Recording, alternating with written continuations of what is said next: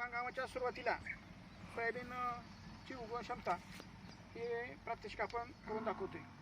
सोयाबीनची उगवण क्षमता कशात बघायची, कारण आपल्या सोयाबीन हे स्वपरागीकरण पीक आहे, त्यामुळे त्याला दरवर्षी काही बाजारातून नवीन बियाणं आणायची काही गरज नाही.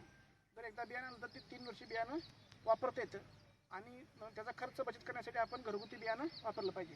तर घरगुती बियाणं वापरताना एक काळजी घ्यावी, आपलं बियाणं किती टक्के उगवते त्याच्यावरती आपण आपलं बियाणं पेरणीयोग्य आहे किंवा नाही हे ठरवण्यासाठी आपल्याला साधी चाचणी करायची आहे. साधारणतः उगवणपाट घ्या, त्यामध्ये न निवडता 100 बियाणं घ्यायच्या.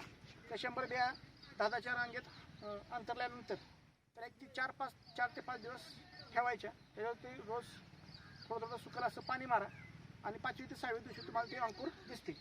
जे अंकुर सरळ आहेत, कणखर आहेत, असे अंकुर मोजायचे आणि जे उगवण नाहीत किंवा ज्याला बुरशी चढलेली आहे ते अंकुर हे उगवणे लायक, ते बियाणं उगवण लायक नाही असे बियाणं मोजायचे. जर 70%च्या वर 70 बिया जर उगवल्या तर आपलं बियाणं हे पेरणीयोग्य आहे.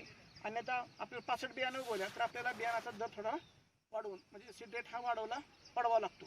65%च्या जर आत गेलं तर आपल्याला तर अजून थोडा सीड वाढवावा लागतो. आणि 60% जर 60 बियाणं उगवलं, 60 बिया आणि 60पेक्षा जर कमी बियाणं उगवलं तर आपलं बियाणं पेरणीयोग्य नाही असं आपल्याला समजतं. हे जर आपल्याला आधी कळलं पेरणी आधी, तर आपला जो पेरणीचा खर्च आहे, ह्याचा खर्च आहे, लावणीचा खर्च आहे तो वाचतो आणि आपल्याला चांगल्या पद्धतीचं बियाणं दुसरं खरेदी करून टाकता येतं. म्हणून हे पेरणीच्या आधी 5 ते 6 दिवस जर आपण ही चाचणी घेतली तर आपल्याला यातून आपलं बियाणं योग्य आहे का नाही हे कळतं.